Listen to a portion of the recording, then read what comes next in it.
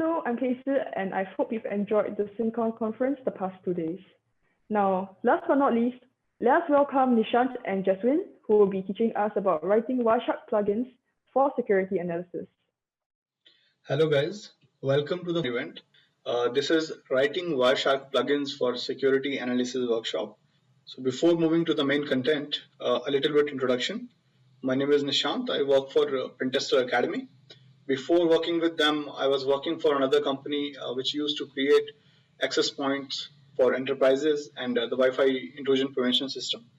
I have a master's degree in information security, and for a couple of years now, I am training and presenting my research at different conferences worldwide. Jeswin Mathai is the person who has contributed a lot to this workshop, and he's my co-trainer also. This time it's virtual, so he was mainly dealing with the support and all the things, but he had a very good contribution to this. He is a security researcher at Pentester Academy, and with me and with the team for past couple of years, he has been publishing research. He is training people across the globe. Some cool logos for the conferences where we have been. So pentesteracademy.com is a on-demand video course website. So pentesteracademy.com is the main website on which we have different courses related to security. And then we also operate attackdefense.com, which is a browser-based cloud lab. So the main USP of the lab is that you don't need any VPN, you don't need any plugin, just a web browser is enough. So now coming to the workshop outline. First, we are going to talk about the basics of Wireshark plugins, what kind of plugins are there, and then we will also take a hello world example of different kind of plugins. And then we will talk about the Heuristic Dissector, and then we will go ahead and we will also see how plugins can be developed for conventional and newer protocols. So what is the motivation for creating these Wireshark plugins? So these Wireshark plugins are actually a very specialized, specific, compact code that is to perform a specific task. So now Wireshark is a very popular tool. It's been around for quite some time now. And the main objective of this tool, or the main work that people do with this, is the microanalysis. So suppose you are working on something and now you want to debug the protocol, you want to see what is happening with the packets, what kind of packets are going and coming, right? What kind of values are there. So you can do that with Wireshark. You can take the trace.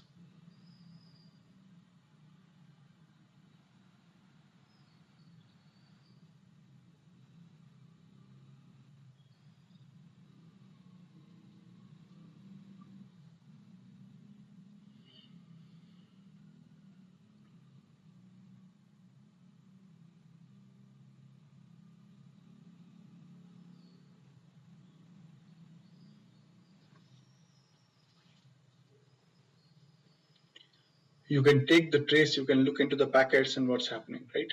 But what if you want to do macro analysis with it?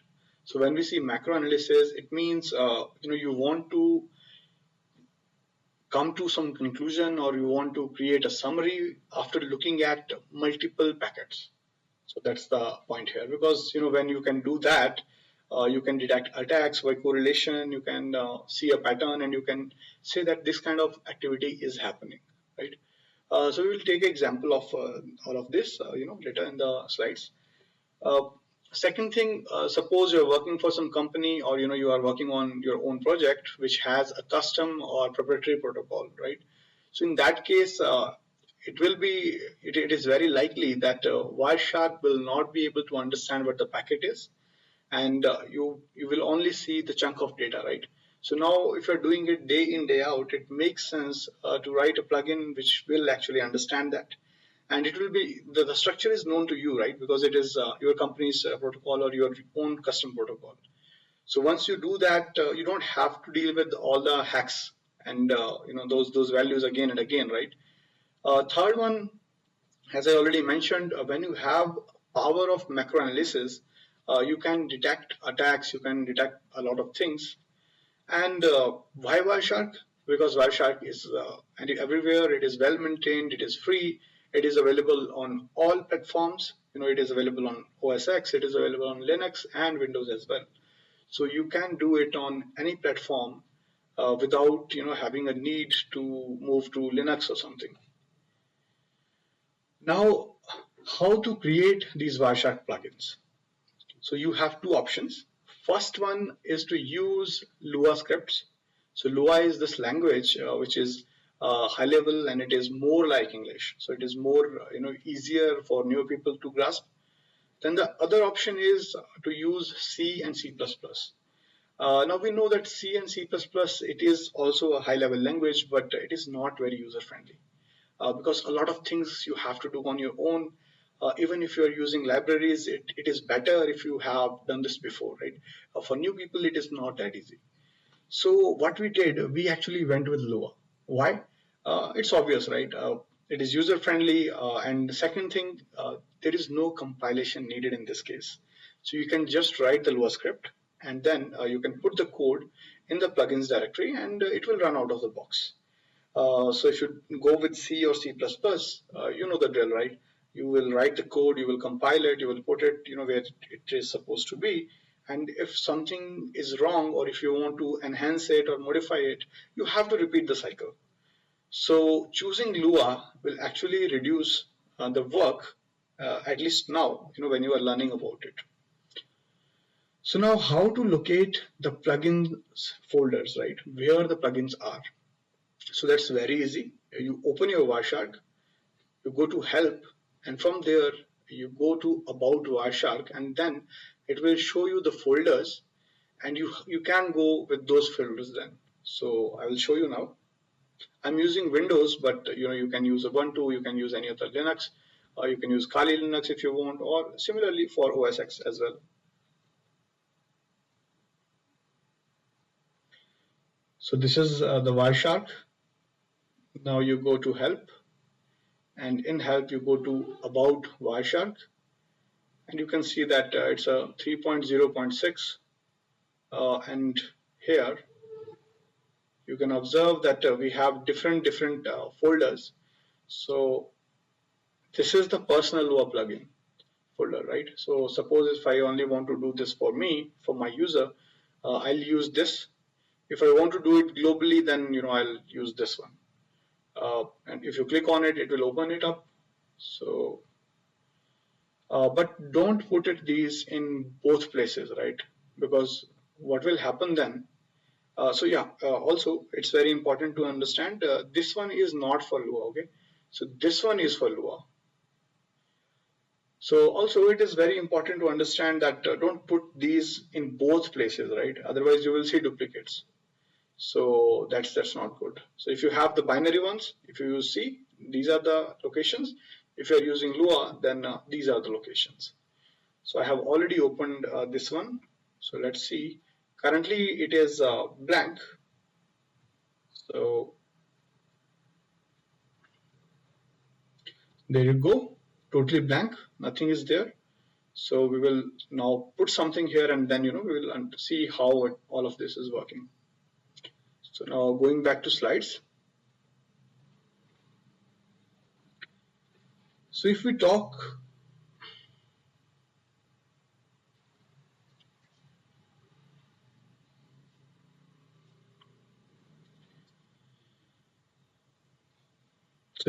about the plugin types, you can broadly categorize these into two categories.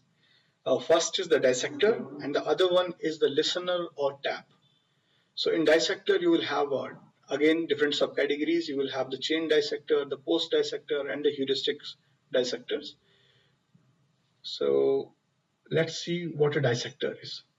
So suppose whenever you are getting a packet in Wireshark and you are seeing this very beautiful tree created, right?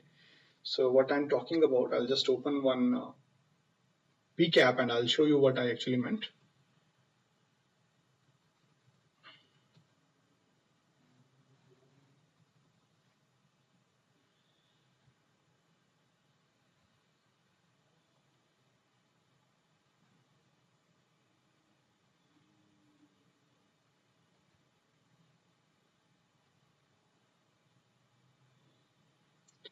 So here you can see that all of DNS traffic is here, and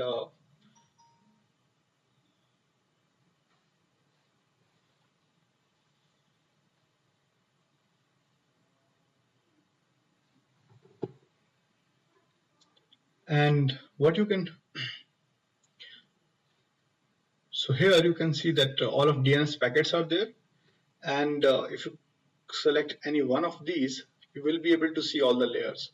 So you can see that the Ethernet is the first one, and then it is the IP layer, and then obviously the UDP, and in the end the DNS one is there, right? So this is the tree that I'm talking about, right?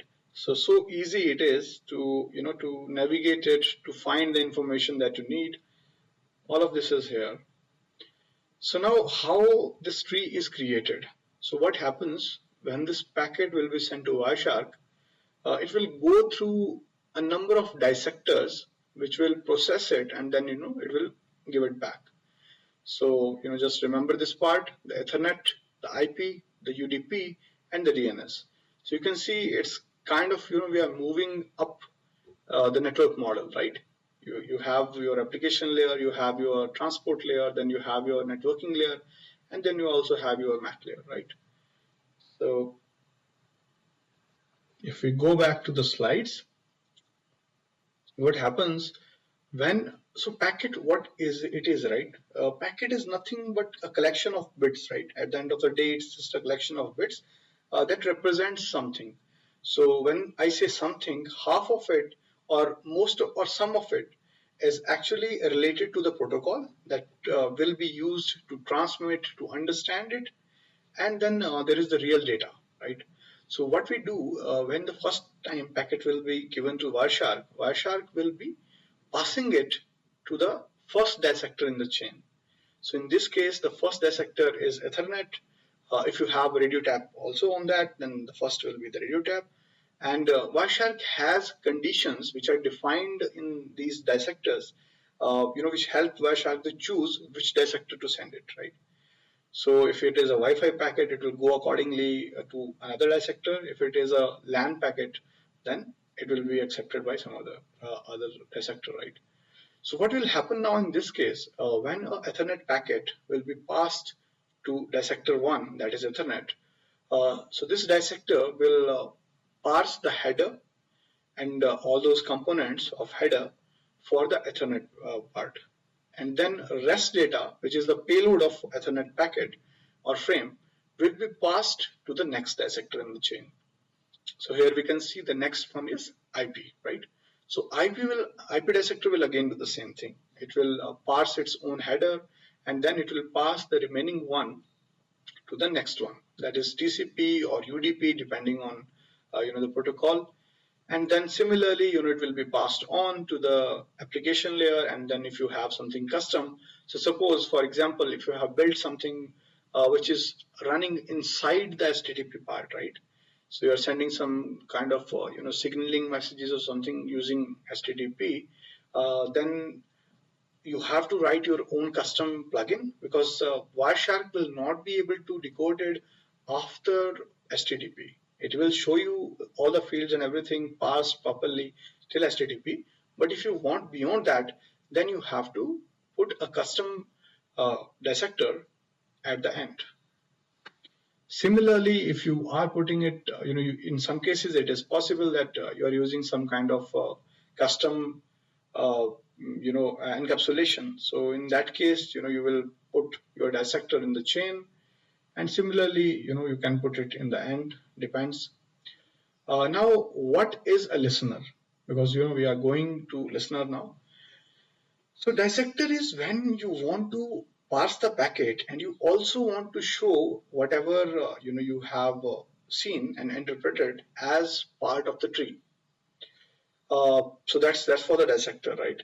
Now for listener, you don't want to show anything in as part of tree, but you want to save this information, and then you want to go over packet by packet on multiple packets, and then whatever summary or the statistics that you're getting from there, you want to show them in collective manner. So that's the microanalysis or summary part, right? As we were talking before.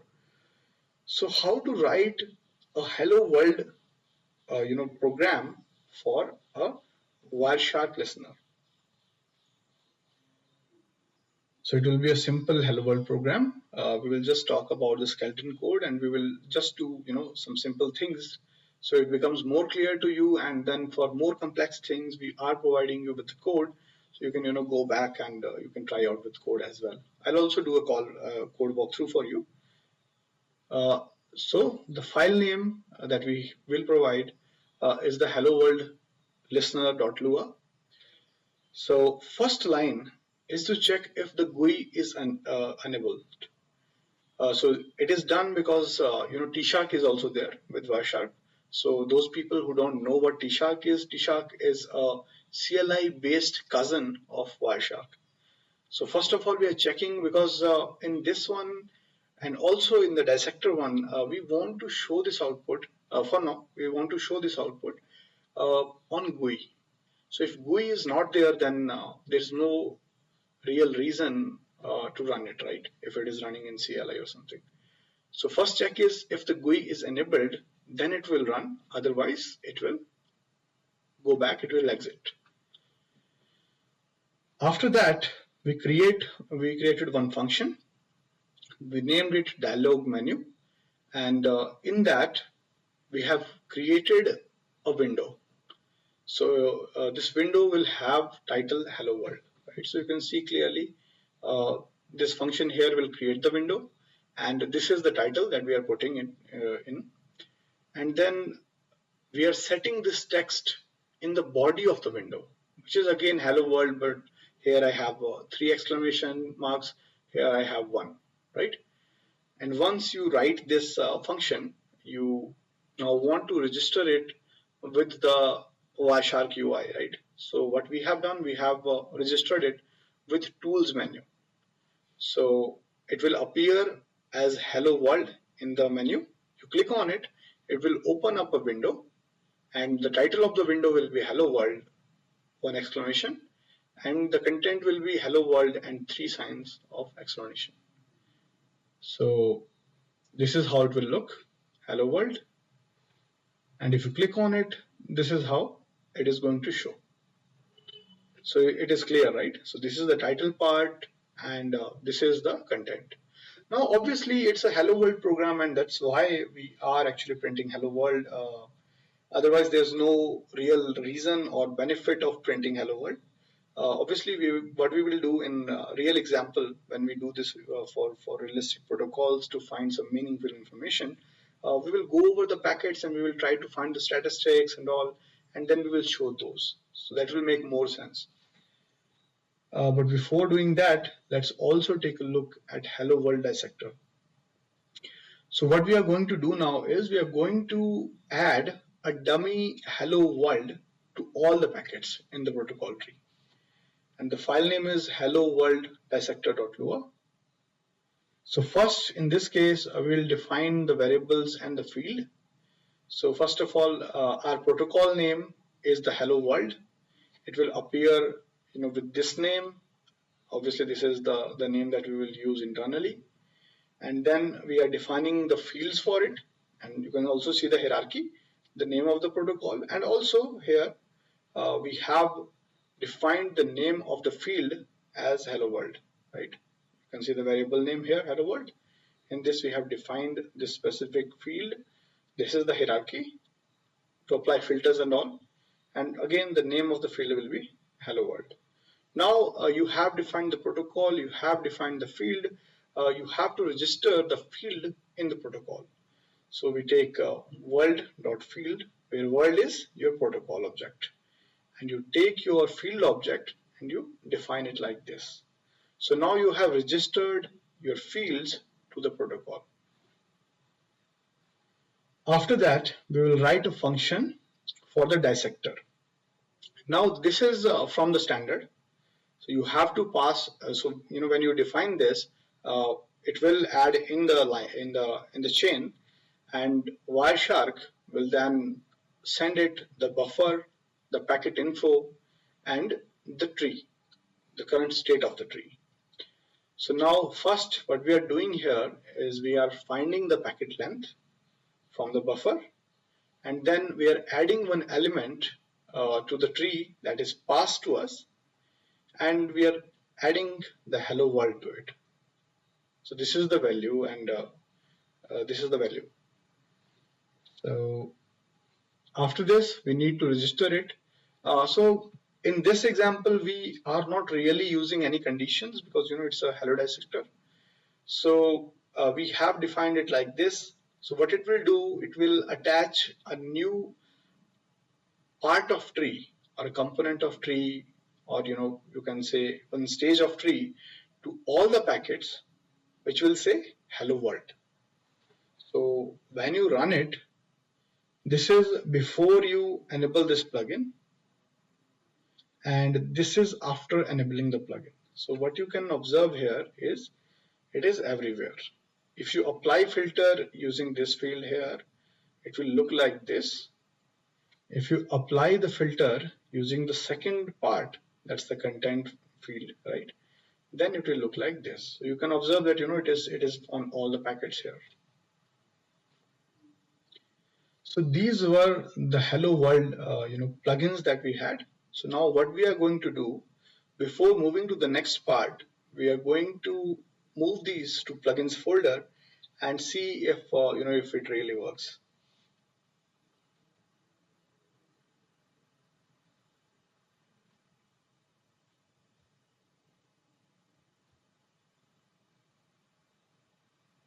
So here are those two files. I'm copying these.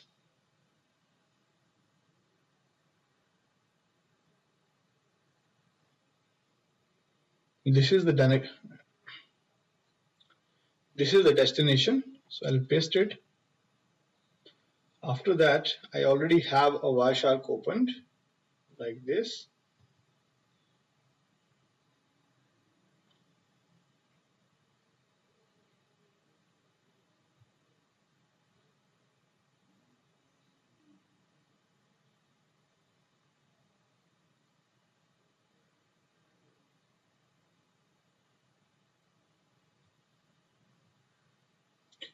Now, because the Wireshark is already running, right? So there are two options you have.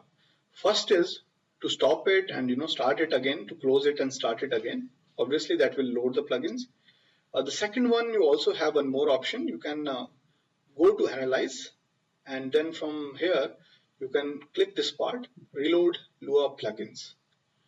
And once you do that, and you go here, you'll see that the option for the listener or the tab is now here. You click on it, and there you go. You have Hello World written here with title of Hello World. Similarly, if you check any packet in this PCAP, you will see this field here, which is added by our Hello World dissector. Now, I was telling you that you can pretty much go ahead and also modify them.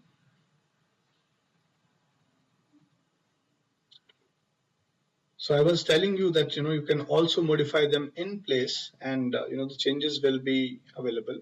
So let's do that. So let's open our listener. Here is the listener. It says hello world as of now, right? So let me change it.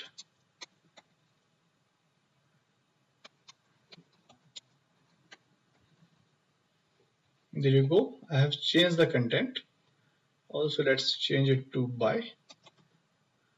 And let's also change this one to buy, right? So if I save it, now we will go back to Wireshark. So currently it's hello world. Now let's go here, reload to our plugins, and you will see that now it has changed to buy world. So this is what the convenience is, right? You can directly make the change, and then you can just reload it and it will work. No compilation, nothing doing. So let's move back to slides now. So now let's understand what a heuristics dissector is. So sometimes, or actually for most of the protocols, if you haven't enabled the heuristics of Wireshark, uh, for most of the protocols, it actually uses its port number to find if the packet belongs to that specific protocol. Now, problem with that is if you change the port number, it will not know if the packet belongs to that protocol or not. So to handle all of that, you bring in the heuristics dissector. So heuristics are properties and things that we know about the protocol or the protocol packets, and we can use those to then locate these packets, right? So let's see an example of this. So we are going to take an example of DNS dissector, and it is taken from Wireshark's own website. It's not created by us. And what will happen, so this is the flow, right? This is the example flow. So suppose till TCP, if the packet is recognized and is dissected, but after that, if no one is understanding it, then it will be passed to the heuristics dissector, and then heuristics dissector will run on it. So this is the example, and we also have a live file for this. We will see that. So in this case, it's the DNS traffic. You can see the content, but the destination port, instead of using your standard 53, it has changed its port to 8089, and due to that, Wireshark is able to understand till the transport layer, that's UDP, but it's not able to understand beyond that. So that's where your heuristics dissector can come in. Here you can see it's telling you that the heuristics dissector is used because no other plugin was able to understand what it is. So my DNS was the name of that heuristics dissector, and it had all the structure of DNS packet. So what was the heuristics in this case? What were the heuristics in this case? So if we take a look on this, first thing is this function which will handle the TV buff and the packet info and the route from Wireshark. It will print that this dissector DNS is called, and then here this is the first one. It is checking if the remaining length of passed buffer is greater than DNS header length. Because if it is a DNS packet, this condition needs to be true, right? It cannot have length less than DNS header, because your packet should have the header, then the payload, right? If it is less than that, then obviously it is not DNS packet.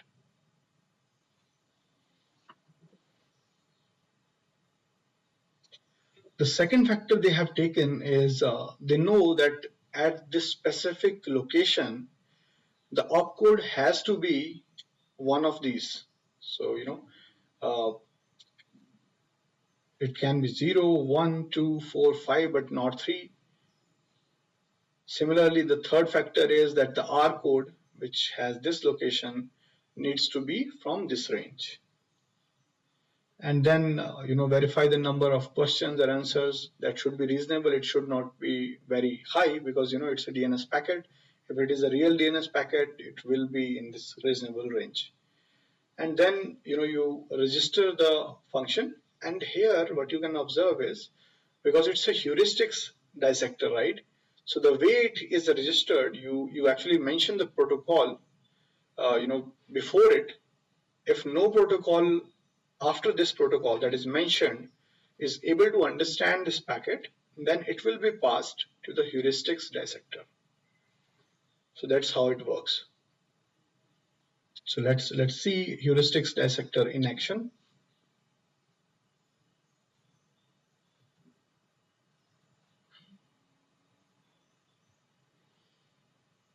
So this is the file. Let's copy it.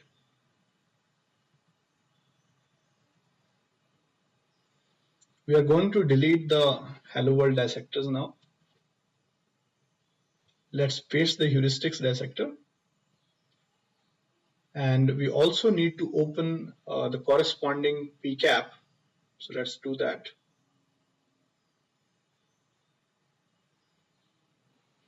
Or actually, let's remove this too for the time being, so that we can see how it looks before and after, right? So let's open the PCAP.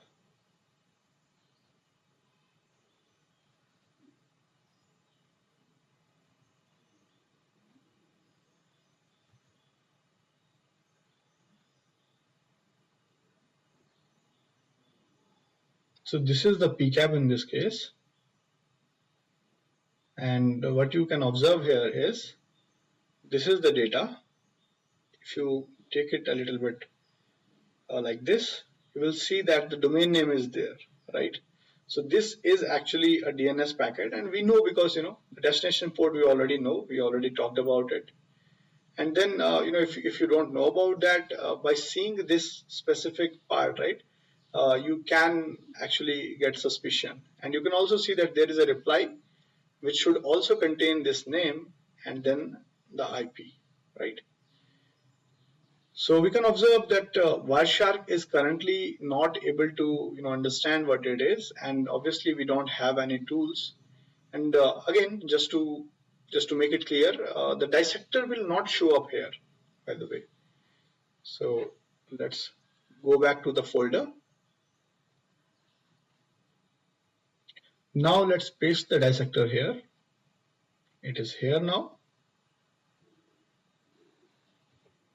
And now let's reload it.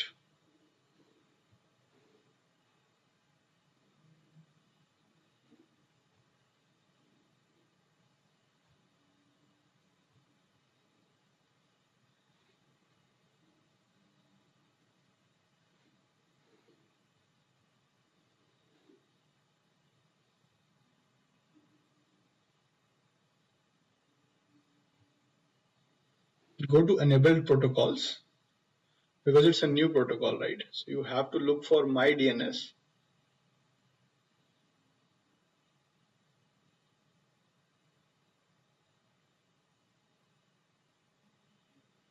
And we are in the M region, and here it is, right? It's already enabled.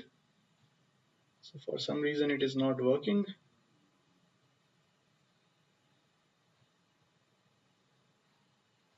Let's close the Wireshark and start it again.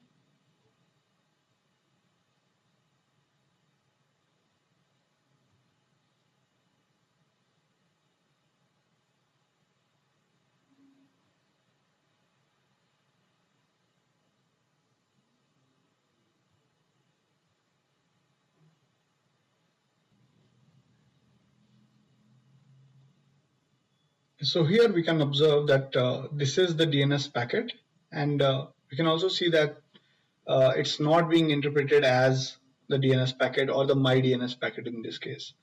That's because the heuristics need to be enabled. So that you can do, you can go to edit, you can go to preferences, and here from protocols, just type the name. So in this case, the my DNS's name. So there you go, my DNS, and here you have to enable the heuristics. You do that, you click OK, and it will work. You can observe heuristics dissector used, my DNS, and now you are seeing the DNS one. So this is how the heuristics dissectors they work, right? So when so if suppose you are searching for something which can be a HTTP tunnel, but it's not really running on HTTP tunnel. So this might also be one way of doing it. It will obviously work for the DNS tunnels if they are not using on the standard ports. But for HTTP, you can check. Going back to the slides.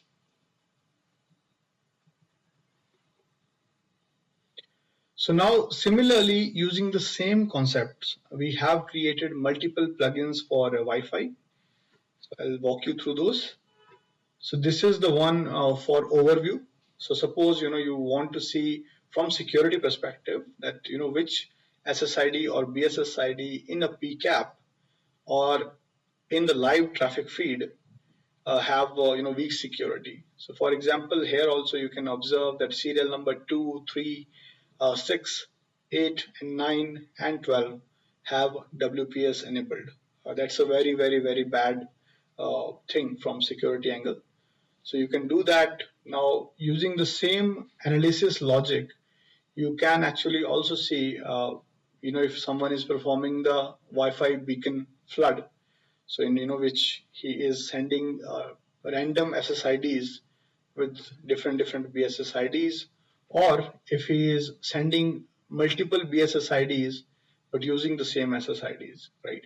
So it becomes very easy for you to use it to find the problem using Wireshark plugins. Similarly, if you want to see if the deauthentication attack is being done, you can see stats about it. You can see how many packets are being sent per second. You can also see if it is a broadcast deauth or if it is a unicast one. Similarly, checking the WPA cracking possibility. So now you can go ahead. You have the PCAPs, you have the plugins. I'll show you how to use them, and you can try these out.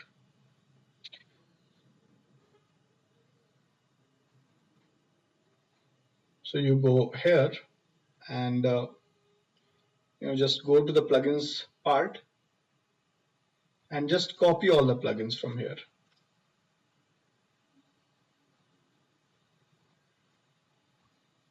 This is the plugins folder.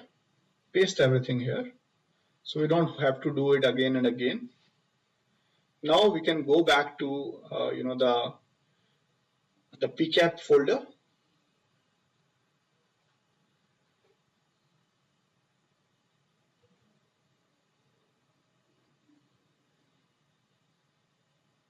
And let's open one of the PCAPs here. So let's open the deauthentication flood ones.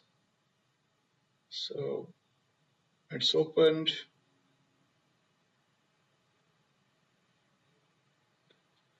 It's a large PCAP, so it's taking a little bit more time.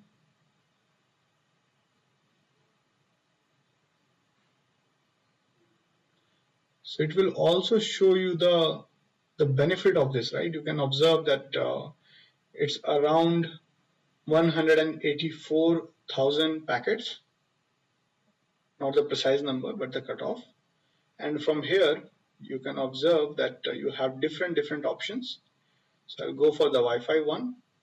If I do overview, and as you can observe, these tables, we have created these in a very basic manner. So these are just the characters which are forming the lines and the borders. So you can observe that all of these are here. For some of these, the WPS is enabled. You can also do a search on it if you like to. So for example, I want to see the PA_net. Do OK, and it will filter. Similarly, you can use all the other plugins like this to see the deauthentication flood. You can observe that this guy is doing deauthentication on all of these, right? And then there is another one. Similarly, all the other tools, all the other protocols and everything, we leave to you. You can try these out. Now, let's move back to the slides.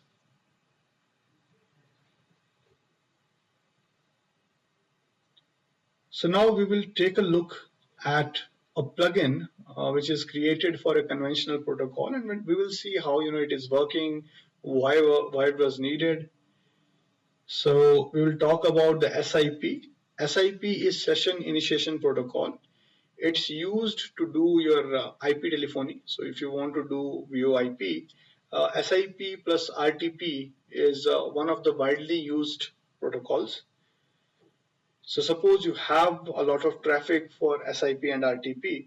You want to see what is happening. You want to create a summary out of it, and you also want a dissector to show you in clear the authentication hash that is used by these clients for authentication, right?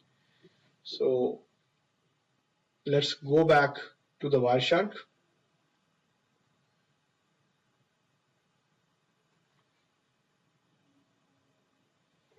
So this is the SIP capture.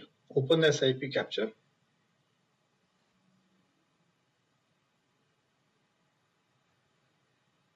So you can observe that the hello world is everywhere, right? So let's get rid of this.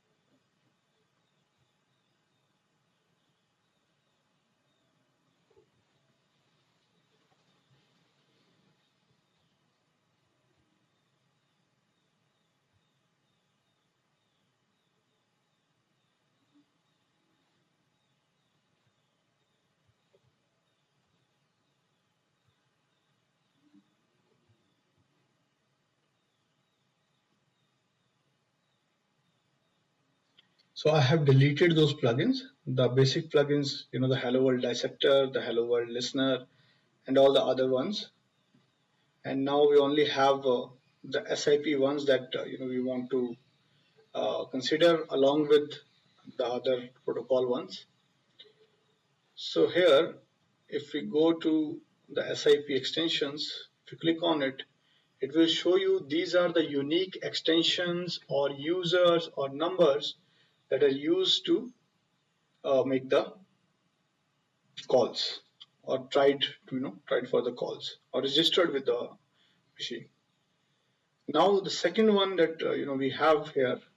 So what happens first time this client is trying to register to this server, it is getting unauthorized because it was not sending the authentication hash. So now in next message packet, you will see the authentication hash. So this one is our custom SIP dissector, and we have used it to carve out this specific part.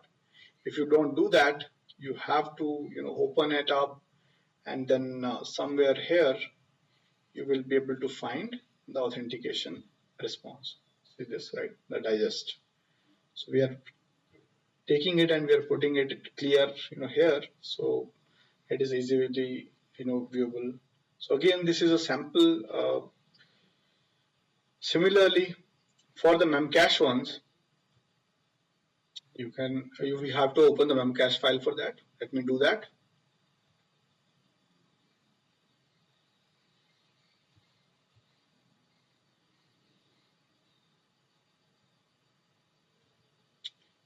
So here is the Memcache one, and Memcache has its own dissector as well.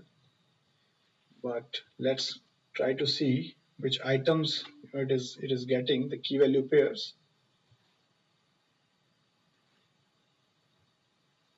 So if you go here and if you click here, you will see that the key value for all the interactions is here, and that is in a very easy and summarized form.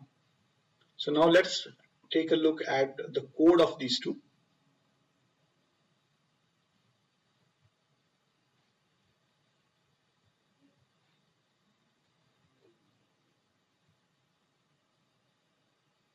So let's start with the SIP listener part. You will see that the skeleton code is not changing a lot. We are just adding some things to it, and it just works. So first line, now it is just a UI check. If the GUI is enabled, then it will run. If it is not enabled, it will exit. So from here, we are taking this value. We can take this value because the SIP protocol is already parsing it. If it was not parsing it, then we have to parse it. But that's not the case. So we can take the user from here, and what we are doing here is we are creating a table to store unique usernames, because we want all the unique users or extensions which are used to make a call or to register with the server. So we did that here. Now we are filtering the frames with this specific filter, because these are the only packets that will contain this information. And when you open a new PCAP, obviously you don't want to retain all of this, right? If you haven't closed your Wireshark and if you're opening a new PCAP, obviously this should change. So that's what we are doing here. We are resetting the tab, so this value is again empty.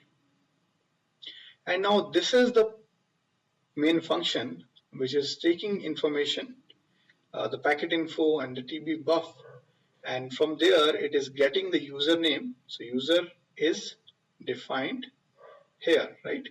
So this means this.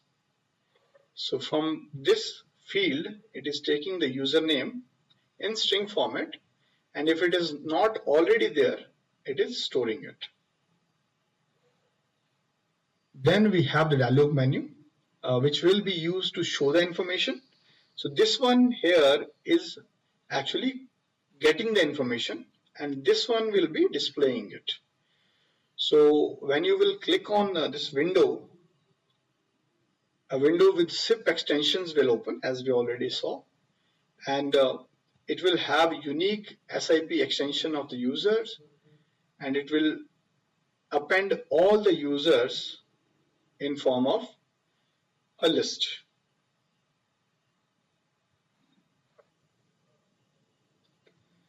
So we are printing all of the information, and then this part you already know. This is to register this specific function to your tools menu, and we have already seen this in action, right? Similarly, moving to the SIP auth digest dissector, you can observe that we have defined a protocol, that is SIP auth digest. Then we are defining a field in it for the digest response, and then this response digest field, we are taking it, this information here, it is coming from a already parsed field by the SIP, right? So this part you can see SIP auth digest response, and this is the one that we are creating.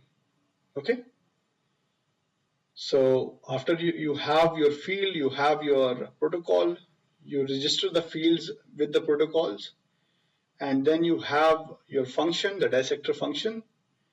If it is the digest that is being taken from this part here, if it is nil, then it will not run. If it is not nil, then it will run, and it will take this information, add it to the tree, and then we will be able to see this tree, and then you will register this protocol. So that's how the dissector is happening. And then the last one, the Memcache listener plugin. In this one, again, you can see that we have already passed information. So we just want to take it and we want to show it in a summary view. So first of all, we are creating this listener here, and it is taking Memcache value, and then you are taking these objects from these fields which are already passed, and you are storing it in this store. And once you have all of these, this one right, this is to reset, and this is the main function which will fill the information. So you are going over the packets, and where key and value are not nil, you are taking them, you are converting them into strings, and you are storing it in the store. And then the display part, you are creating a text field, the text window with a title, that is this, and then you are printing this this line here, that these are the Memcache key value pairs, and then you will take each key value and it will print it. And this one again is to register this function with the tools menu.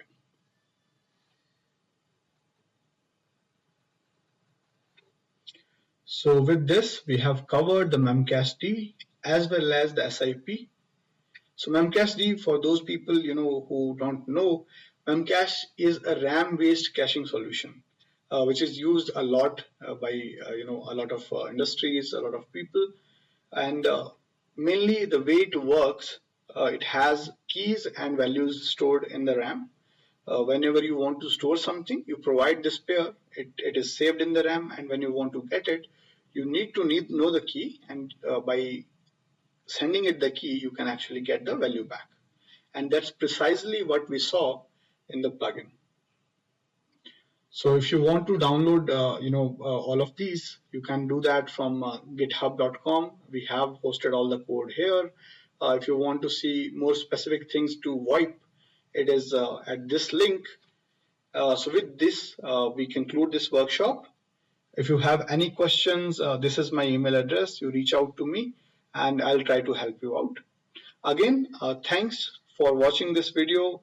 I hope you learned how to create a new plugin for Wireshark using Lua language, and hopefully we'll see you again next. So with that, thanks again and all the best.